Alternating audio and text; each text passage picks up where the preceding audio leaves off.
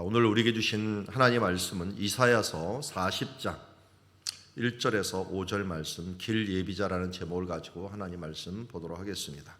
이사야서 40장 1절에서 5절 말씀입니다. 자, 한 절씩 교독합니다. 이사야서 40장 1절부터 한 절씩 교독합니다. 너의 하나님이 이르시되 너희는 위로하라. 내 백성을 위로하라. 너희는 예루살렘의 마음에 닿도록 말하며 그것에게 외치라. 그 노역의 때가 끝났고 그 죄악이 사함을 받았느니라. 그의 모든 죄로 말미암아 여호와의 손에 벌을 배날 받았느니라 할지니라 하시니라.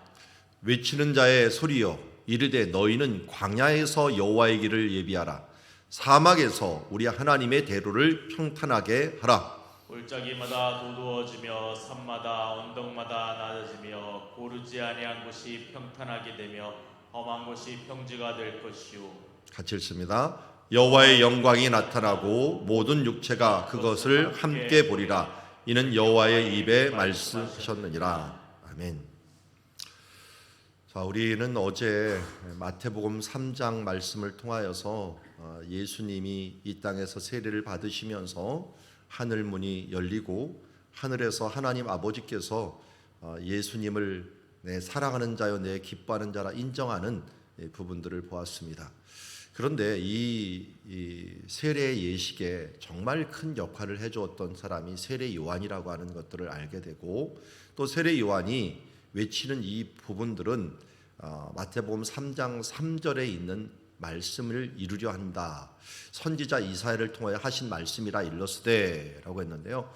이사야가 뭐라고 말했기에 그랬나? 그러니까 광야에서 외치는 자의 소리가 있어 이르되 너희는 주의 길을 예비하라. 그가 오실 길을 곧게 하라 하였느니라. 자, 이사야가 분명히 이 말, 지금 초록색으로 했던 말씀을 했는데 그게 오늘 우리가 읽은 이사야서 40장입니다.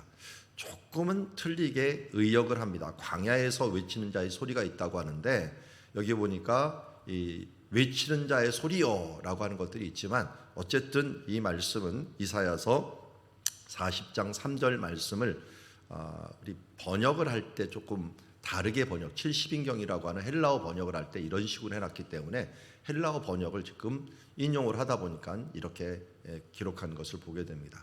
자, 그런데 오늘 이거 외치는 자의 소리요, 이것은 어느 배경에서 나왔는가 하는 것은 1절부터 간단히 봐야 됩니다.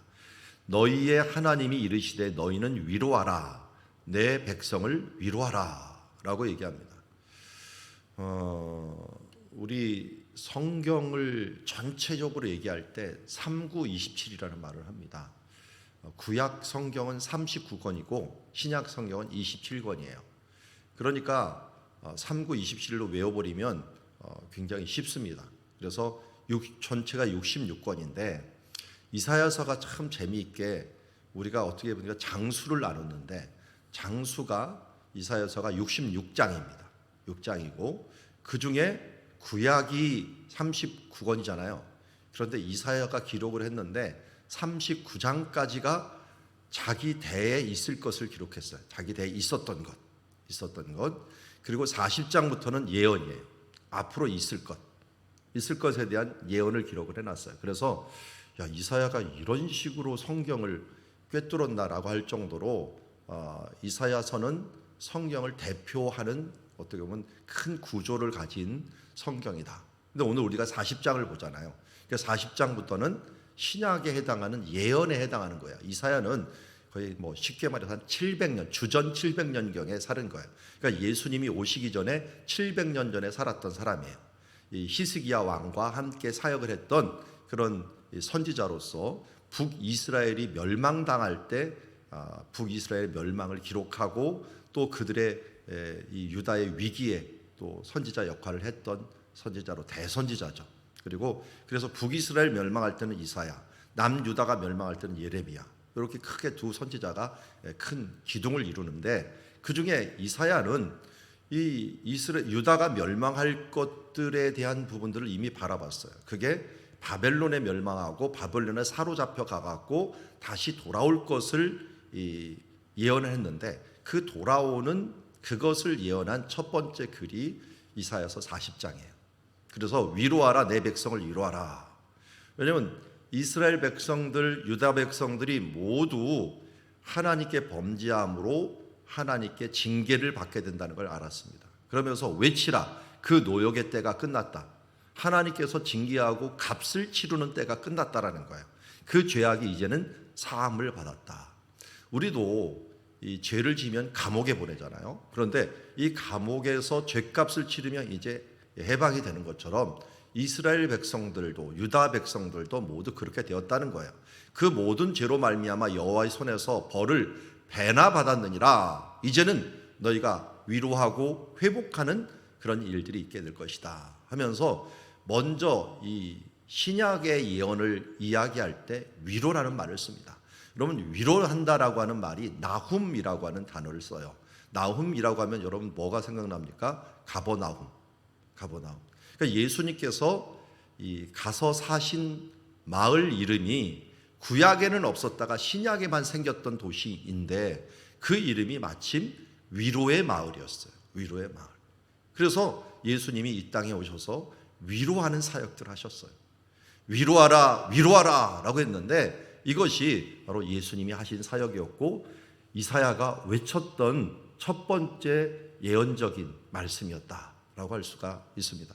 그래서 이사야의 이 예언은 앞으로 일어날 일이었는데 그 일의 첫 번째가 뭐였는가? 그게 바로 이 광야에서 여호와의 길을 예비하는 것이었다. 이 여호와의 길이라고 했는데 하나님이 이제 만들어 놓은 길을 여호와 하나님이 가실 길을 예비하는 자처럼 외는 거예요. 그러니까 외치는 자는 어떻게 외치느냐? 왕이 오신다 하면서 외치면서 와우 하면서 길을 좀 여는 거예요. 그런데 지금 이 광야에는 길이 없는데도 불구하고 길을 지금 만들어가는 그런 소리를 외치는 자가 있다는 겁니다. 그러니까 우리가 왕이 갈 때 앞에서 막 외치면서 가는 그런 것처럼 이 먼저 예비하면서 그 길을 예비하고 또 사막이라도 하나님의 대로를 평탄케 하면서 이 메꾸고 가는 이 모습들을 보게 됩니다. 자, 이 부분들을 우리가 예언했고 예언한 일들을 누가 했느냐? 세례 요한이 했다는 겁니다. 그래서 이 성경에서는 외치는 자의 소리라고 했는데 이걸 합쳐갖고 광야에서 외치는 자의 소리여라고 하는 부분들로 이 말씀에서는 어떻게 해요? 여기에서 광야에서 외치는 자의 소리 있어 이렇게 예언을 했고 번역을 했던 것을 보게 됩니다. 자, 이렇게 광야에서 여호와의 길을 예비하고 하나님의 대로를 평탄케 하는 일들을 요한은 어떻게 했느냐 하는 부분들을 봅시다. 요한이 했던 것을 보니까 요한복음 1장에 보면 좀 더 자세히 나와요. 우리 마태복음, 마가복음도 나오지만 누가복음에도 다 나옵니다. 그렇지만 이 요한복음에서는 이 부분들을 어떻게 예비했는가 하는 부분들을 좀 더 자세히 나오는데 요한이 또 증언하여 이르되 요한복음은 사도 요한이 세례 요한의 일을 기록한 거예요. 요한이 왜 이렇게 많은 이름이 있나 할 텐데요. 이때 당시에 유행했던 이름이 있고 또 사람들이 바라는 이름이 있었어요. 그게 뭐냐면 요한인데요. 이 요한이라는 이름하고 똑같은 이름이 한나입니다. 한나. 요한나, 요한. 이게 또 요한은 남자 이름이고요. 한나는 여자 이름이에요. 여자 이름. 여호와께서 이 헨이라는 게 위로하신다, 은혜를 주신다라고 하는 뜻이에요. 헨이라는 뜻인데요. 하나님의 은혜 이런 뜻인데 그리고 우리 교회도 뭐 요한이라는 이름도 있고 또 한나라는 이름도 있는데 결혼도 어떻게 보면 요한이하고 한나하고 결혼을 하는 바람에 이름이 똑같은 사람하고 결혼을 해버렸어요. 이 요한과 한나가 이것도 은혜예요. 위로 은혜 이런 나훔 은혜 이런 있는데 이 은혜라는 이름이 그 당시에는 굉장히 많았던 거예요. 우리도 앞에 요한이라고 했지만 세례 요한이야, 사도 요한이야 하면서 요한이라는 이름을 얘기할처럼 요한이 있는데 이 요한이 뭘 했느냐면 증언하여 이르되 내가 봄에 성령이 비둘기같이 하늘로부터 내려와서 그 머리에 머물렀더라. 저는 이 말씀 보고 또 한 번 놀랐어요. 저는 그냥 이 예수님이 세례받을 때 성령이 내리는 걸 누가 받겠느냐? 누가 받겠어요? 주변에 있는 사람이 많았을 거 아니에요. 그런데 주변에 있는 사람은 하나도 못 봤어요. 누구만 봤죠 지금? 요한만 봤어요. 세례 요한. 왜요? 영적인 일이었는데 영적인 눈이 뜨여 있는 사람만 본 거예요. 만약 주변에 있는 사람들이 보면 와 하면서 뭐 소리 질렀겠죠. 근데 아무도 그런 반응이 없었어요. 요한만 그걸 본 거예요. 그러니까 우리가 하나님의 나라 일을 보고 하나님의 영광을 본다는 건 영적인 부분이라서 영적인 부분들을 다 볼 필요는 없어요. 여러분 영적인 분별의 은사 받은 사람들이 있고 이 눈이 좀 뜨인 은사들이 있는 분이 분명히 있어요. 근데 그런 분들이 좋은 것과 나쁜 것들이 있습니다. 제가 아는 이 목사님은 이제 목사님 됐죠. 옛날에 전도사 때 제가 들었는데 그분은 영 분별의 은사가 있다 보니까 사람의 마음에 이게 마음이 어느 정도 보인대요. 악한 마음이 있는지 이게 선한 마음이 있는지. 그런데 자기가 그걸 하나님이 그 은사를 주셨는데 젊었을 때 은사를 거둬달라고 몇 번이나 기도했고 하나님 거둬가셨대요. 왜냐하면 사람들을 선입관을 보게 돼 있더래요. 그 마음에 뭔가 검은 그림자가 확 뜨는 거 보면은 저 사람 마음이 좀 안 좋구만. 그러면 그 사람을 일단 거절하는 거예요. 이 접근을 못 하겠는 거예요. 이 영분별의 은사들을 보니까. 그래서 차라리 모르는 게 낫다라고 할 정도가 있는데요. 그런데 그런 은사들이 있는 것뿐만 이게 아니라 하나님의 나라의 그 부분들을 볼 줄 아는 것들. 또 사람들에게는 이 요한 같은 경우는 특별히 봐야 됐죠. 왜냐하면 주의 길을 예비해야 됐으니까요. 그런데 여기 나도 그를 알지 못하였으나 나를 보내어 물로 세례를 베풀라고 자에게 영적인 감동을 주신 그분이 누구겠어요? 하나님이겠죠. 그 하나님이 나에게 말씀하시되 성령이 내려서 누구 위에든지 머무는 것을 보거든 그가 성령으로 세례를 베푸는 줄 알라. 우리 어제 말씀에도 보았지만 세례 요한이 외친 말씀이 뭡니까? 나는 물로 너에게 세례를 주거니와 내 뒤에 오시는 이는 성령과 불로 세례를 줄 것이다 라고 했는데 그 성령을 불로 세례를 주는 분이 누굴까? 그러면 그가 성령이 그 위에 내리는 것을 보거든 그가 곧 성령으로 세례를 베푸시는 것을 내가 알게 된다. 그리고 내가 보고 그가 하나님의 아들임을 증언하였노라.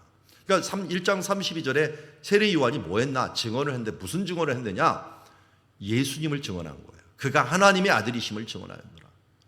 세례 요한은 어느 정도는 알고 있었겠죠. 왜냐하면 그의 어머니 엘리사벳이 마리아하고 친척이기 때문에 예수님이 태어날 때 상황과 그리고 그가 어떻게 태어났는가를 알기 때문에 어려서부터 이분이 중요한 분이다. 너는 이분을 예비해야 된다 하는 말을 들었을 거예요. 사가랴를 통해서도 들었을 거예요. 그렇지만 반신반의하다가 성령님이 진짜 임하는 모습을 보면서 그렇다. 이분이 하나님의 아들이다 하는 것들을 증언했다라고 하는 것입니다. 이런 면을 보면 세례 요한이 한 일이 무엇인가? 바로 우리는 세례만 주는 줄 알았는데 예수님께 세례를 베풀 뿐만 아니라 사람들에게 세례를 베풀 뿐만 아니라 증언하는 일을 했다. 내가 본 바를 증언한다. 우리도 전도라는 게 뭡니까? 성령이 너희에게 임하시면 너희가 권능을 받고 뭐 하라는 겁니까? 증인이 되라는 거예요. 증언하라는 거예요. 내가 믿은 예수님, 내가 만난 예수님, 이 예수님을 증언하라. 이 증언하는 일들이 바로 뭐예요? 여호와의 길을 예비하는 길이요 여호와의 대로를 평탄케 하는 것입니다. 하나님께서 우리에게 길을 예비해 놓으셨습니다. 그리고 예수 그리스도 길을 여셨습니다. 이제는 우리가 어떻게 되는 거예요? 천국 가는 길이 예비되었으니 우리도 또 뭐 해야 되는 거예요? 증언하는 사람이 되고 증인이 되어야 되는 거예요. 지금 죽어도 천국 이 땅에서 예수님이 다스리니 천국의 이 삶들을 내가 확신하고 살아내면서 이것을 삶으로 또한 입으로 고백으로 증언하는 일들을 행하는 것이 바로 다시 오실 예수님을 우리가 준비하는 것입니다. 우리는 똑같이 세례 요한이 가졌던 사명을 똑같이 받은 사람들입니다. 그래서 오늘도 우리는 주의 길을 예비하는 일들, 다시 오실 길, 또 우리가 갈 길, 또 다른 사람들이 가야 될 길을 예비하고 그들의 마음을 준비하는 일들을 해야 됩니다. 우리가 그 길을 닦고서 그 길을 만든 사람은 아니지만 그 길을 갈 수 있도록 사람들을 돕는 일들은 우리가 해야 된다. 세례 요한처럼 해야 된다라는 것을 알려주고 있습니다. 자, 4절에 보니까 예비할 때 보니까 골짜기보다 도두어진다. 산마다 언덕마다 낮아진다. 고르지 아니한 곳이 평탄케 된다. 험한 곳이 평지가 된다. 이거 똑같은 말을 계속 강조합니다. 낮아진 것은 도두어지고 높아진 것은 낮춰버리고 고르지 않은 것은 또 평탄케 빠듯하게 만들고 험한 곳은 평지가 만들면서 행하는 일들이 세례 요한이 했던 일입니다. 우리가 해야 될 일 똑같은 일인데 세례 요한은 이 일을 어떻게 했는가 봤더니 이튿날 요한이 자기 제자 중 두 사람과 함께 섰다가 예수께서 거니심을 보고 말하되 하나님의 어린 양이로다 라고 얘기합니다. 자, 세례 요한은 예수님을 하나님의 아들이라고 증언하는 동시에 또 뭐라고 얘기했냐면 하나님의 어린 양이라고 얘기를 합니다. 하나님의 어린 양이라고 하는 말, 이것은 우리가 뭐 이게 무슨 말이야 라고 하겠지만 뭐 우리가 그냥 얘기할 때는 아니야, 예수님께서 제물이 되시나 보다 뭐 뭔가. 그런데 이 어린 양은 아무 때나 쓰는 말이 아니에요. 제물로 드릴 때도 어린 양은 무조건 유월절만 드립니다. 물론 다른 때도 특별할 때 드리지만 이 대부분이 사람 어린 양을 하면 1년 된 어린 양을 얘기를 하고 있어요. 양들은 4년이 되고 7년이 된 양들을 잡아야 되는데 어떻게 1년 만에 잡냐? 그런데 1년 만에 잡는 양은 바로 유월절 양입니다. 그러니까 한마디로 예수님을 바라보면서 보라, 이 하나님의 어린 양, 하나님의 유월절 어린 양이로다. 예수님이 어떤 분이에요? 예수님께서 우리를 위하여 죽으실 때 언제 죽으셨어요? 유월절 때 죽으셨어요. 왜 유월절 때 죽으셨습니까? 유월절이 어떤 의미가 있어요? 구원의 날입니다. 구원의 이스라엘 백성들이 구원했던 날, 그때 예수님께서 십자가의 피를 바르며 우리의 모든 인류를 구원하는 일들을 행하신 것을 보게 됩니다. 그래서 어떤 분은 십자가에 이렇게 가로로 있는 이 축이 이 문빗장이라고 얘기합니다. 그 당시에 사용했던 문빗장을 갖다가 거기다가 그것을 박아놨다라고 할 정도로 우리의 천국문을 여시는, 문빗장을 여시는 예수님이셨다라는 것을 알려주고 있고요. 그리고 이스라엘 백성들이 요단강을 건너자마자 맨 처음 행하였던 명절이 유월절입니다. 유월절로 시작을 해갖고 유월절로 끝난 게 바로 이스라엘의 광야 여정입니다. 이스라엘이 유월절 이후 그 다음날 출발을 했고 이스라엘 백성들이 도착을 하자마자 거기 머물면서 맨 처음 맞았던 유월절입니다. 그때 유월절이 딱 마치면서 만나가 끊쳐버렸어요. 그러니까 유월절 이후에 만나가 시작되고 만나가 끝난 다음에 광야 여정, 우리들의 인생과 같은 여정이 모두 마쳤다. 그러니까 우리의 신앙도 어떻다는 거예요? 예수로 시작해서 예수로 끝난다는 거예요. 그리고 요한계시록을 보면 우리가 마지막에 유리바다를 건너서 모세의 노래, 어린 양의 노래를 부른다고 했는데 그 노래를 부르는 것이 바로 우리가 이러한 구원을 마치는 것입니다. 그러니까 예수님은 이 땅에 어떤 분으로 오셨느냐? 하나님의 어린 양, 핏부림을 통하여 우리를 구원하시고 우리의 구원을 마치시는 분으로 이 길을 완전히 완료하신 분인데 그 길을 놓는 길을 서론을 누가 준비했느냐? 세례 요한이 준비했다는 것입니다. 그리고 그때 또 뭘 하는가 봤더니 두 제자가 그 말을 듣고 예수를 따르게 했습니다. 이 누구 제자예요? 이 사람들은 제자 중 두 사람이라니까 누구 제자? 세례 요한의 제자.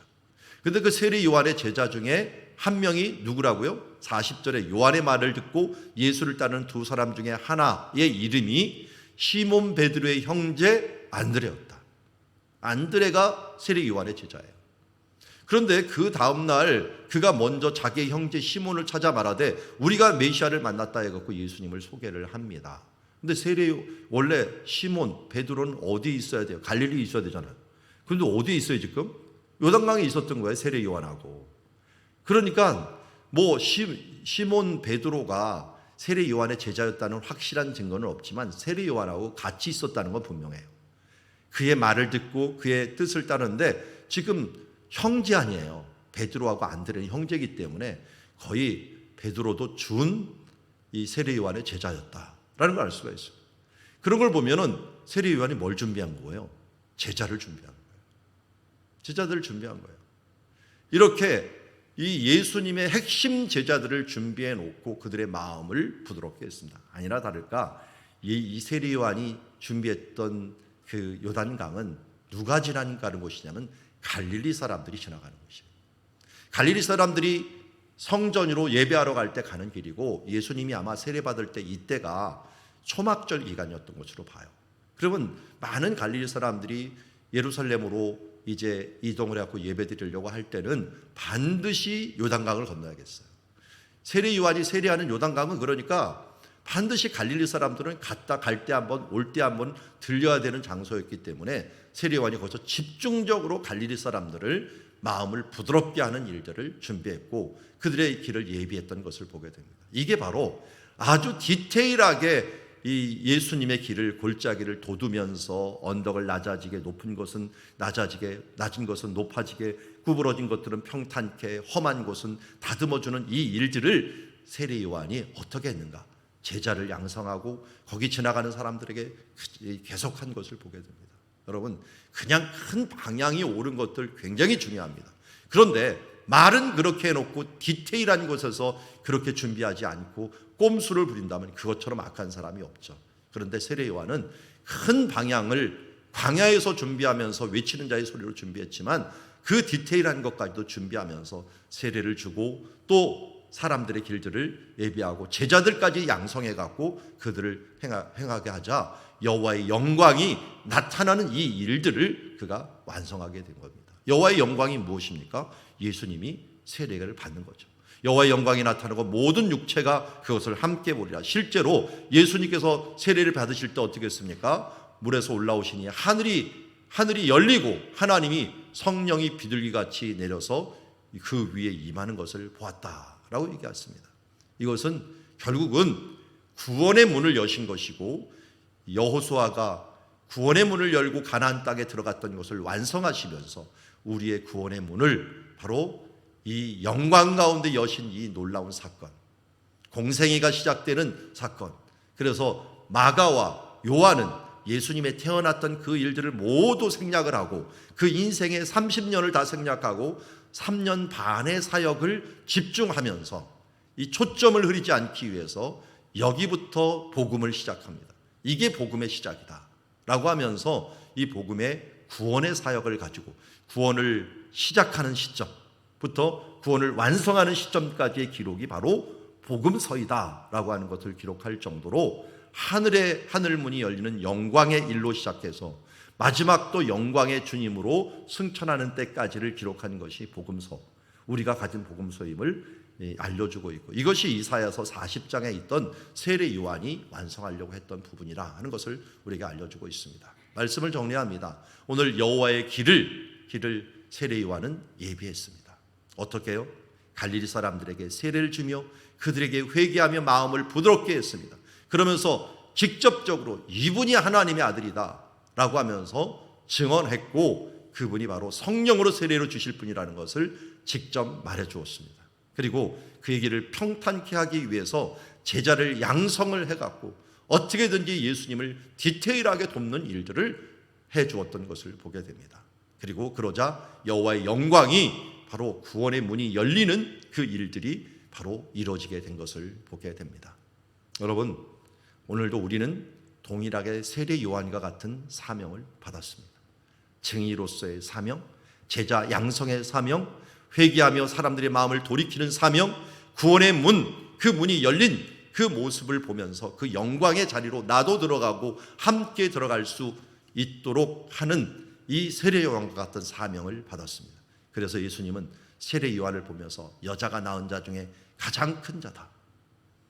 그러면서도 천국에서는 가장 작은 자도 이보다 큰 자가 될 것이다. 이 땅에서의 큰 자보다는 천국에 들어가는 큰 자들을 우리가 얘기했는데, 우리는 어떻게 보면 세례 요한보다도 더 큰 혜택을 받고 확실한 증거를 받고 살아갑니다. 세례 요한은 이 나중에 헤롯 왕에게 잡혀갖고 이 목배임을 받기 전에 제자를 또 보내갖고 오실 메시아가 당신이니까 하면서 조금 의심을 가졌어. 자기가 증언해놓고서도 자기가 죽기 전에 더 확인을 하고 싶었던 거예요. 그래서 예수님이 그때 얘기했죠. 본 바를 알려주라. 맹인이 눈을 뜨고 또 이 안전뱅이가 일어서는 이 벙어리가 입을 여는 이 일들을 얘기해주라. 세례 요한은 분명히 참수형을 당했지만 그러나 이 확신의 말을 듣고 기쁨으로 그 길을 갈 수가 있었던 것을 보게 됩니다. 우리가 어떤 상태로 살아가느냐 죽느냐 하는 부분들은 중요하지 않습니다. 주님 앞에 내가 어떤 모습으로 살아갈 것인가. 세례 요한처럼 우리가 이 땅에서 증인의 사명, 제자 양성의 사명, 우리 부모로서 자녀를 최초의 제자로 양성하고 우리 주변에 있는 사람들에게 또 우리 가족에게 하나님의 증언이로서 하나님 예수 그리스도는 우리의 그리스도여 하나님의 아들임을 증언하고 그리고 그 길을 예비해 주는 일들을 우리가 행하고 구원의 문을 열어준다면 그거보다 더 큰 은혜가 어디 있겠습니까? 우리가 이것을 목표로 살아가고, 여러분 지금 닫힌 문, 나사로에게 죽었던 나사로와 같은 사람에게 돌을 굴리라는 것처럼 이제는 우리가 돌을 굴리고 예수 그리스도의 음성을 들을 수 있도록 우리가 착한 행실로 하나님께 영광을 돌리고 사람들의 문을 여는 일들을 우리가 잘 감당해내는 주의 자녀들이 되어야 될 줄 믿습니다. 기도하겠습니다. 하나님 아버지, 오늘 주의 길을 예비했던, 또 주의 길을 평탄케 했던, 주의 영광을 나타냈던 세례 요한의 모습을 봅니다. 예언했던 것을 성취하는 것처럼 우리도 이제는 앞선 선지자들과 앞선 우리 증인들을 그 모습을 따라서 주님의 길을 예비하고 주님의 길을 증언하고 주님의 길들을 위하여 제자를 양성하는 일들을 주여 마다하지 않고 최선을 다하게 하여 주시옵소서. 예수님의 이름으로 기도드리옵나이다. 오늘도 주신